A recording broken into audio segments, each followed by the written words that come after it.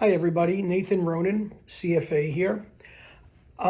Today what I'd like to talk for a few moments about is a question that I receive very often, which is, hey Nathan, how do I get into investment banking? And then secondly, or coupled with that is, if I get my charter, if I'm in the CFA program, will that increase my chances of getting a job in investment banking because I want to break into that area? Before I answer that question, if you like what I'm talking about or you're interested in these topics, please press the subscribe button and the notification button on your screen right now so that you can continue to receive these as they come out. Okay. First of all, with investment banking, what I would say is the following. If you're going to pursue any career, you should have a passion for it. So when you're going into an interview, for example, with an investment bank, Goldman Sachs or another company, another global company, you better know why you're there, okay? And one of the questions that they might just simply ask you is, why investment banking? And if you give them an answer, oh, well, I have a passion for finance, that's not really going to sell them on hiring you, okay? And I wouldn't hire you just because you tell me you have a passion in finance. My follow-up question to you would be, how do you have a passion in finance? What exactly is your passion? Tell me a little bit more about this passion. And if you really can't articulate it very well, and they just get an impression that you are there because of the prestige of the name of their company or the prestige of the name investment banking or some other type of, side type of idea, they're probably not going to pursue a second or third round with you or whatever number of rounds is required in order to get the job. Okay, which is very typical among many of the global investment banks having more than one round. So you should be very, very careful when you walk in there that if you're going to tell them you have a passion for finance, that you have information to substantiate that and you can prove that. And number two, that you really understand what's investment banking.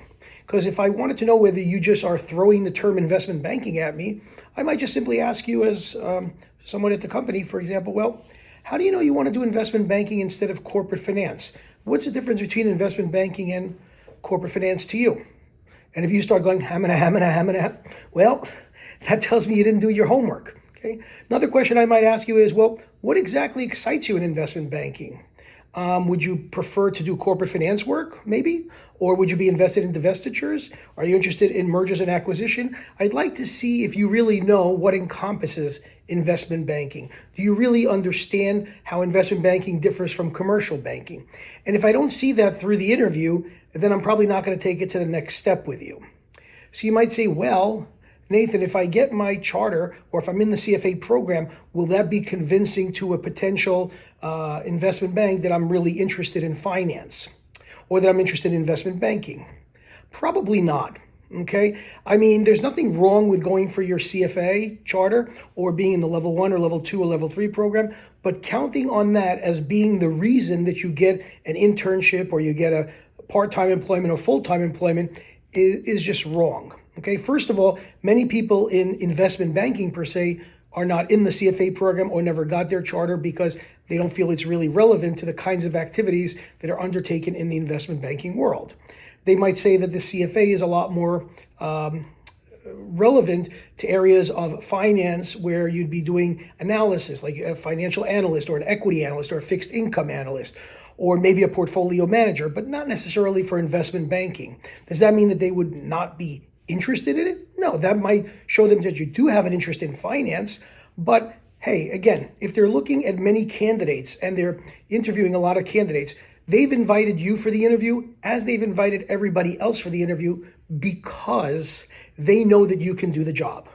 They just have to figure which one of the 20, 30, 40, or 10 people, or whatever they're interviewing, is the right fit. So really the key is not whether you have the CFA or you don't have the CFA, whether you have an MBA or don't have the MBA, it's whether or not you can do the job, which they believe you can because that's why they're interviewing you. And then the second component is who's the right fit? Who do we feel we can train easily? Who's not going to be an obstacle? Who's not going to be difficult to work with?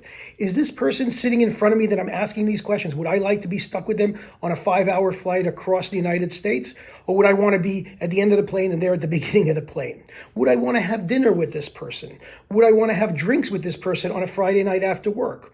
Would I enjoy traveling with this person for business? These are the kinds of things that they might be asking themselves when they're interviewing you. So you need to show yourself not only to be likable and amicable, but also that you are the kind of person that they can vibe with and that they can get the job done with. That sometimes plays a lot more than, hey, do I have the charter or don't I have the charter? So keep that in mind when you're interviewing for jobs in investment banking, commercial banking, when you're looking to become a portfolio manager and interviewing with a portfolio management company or a hedge fund, whatever job you're taking, that you want to be likable, amicable, and give the impression that you're easy to work with, and that they can train you in whatever function they're looking to hire for, and that they are considering you very seriously, but they're also considering a lot of other people seriously. That's my little message for you today, and I'll be following this up with other theories about other series of getting employed by investment banks and other finance companies. Thank you.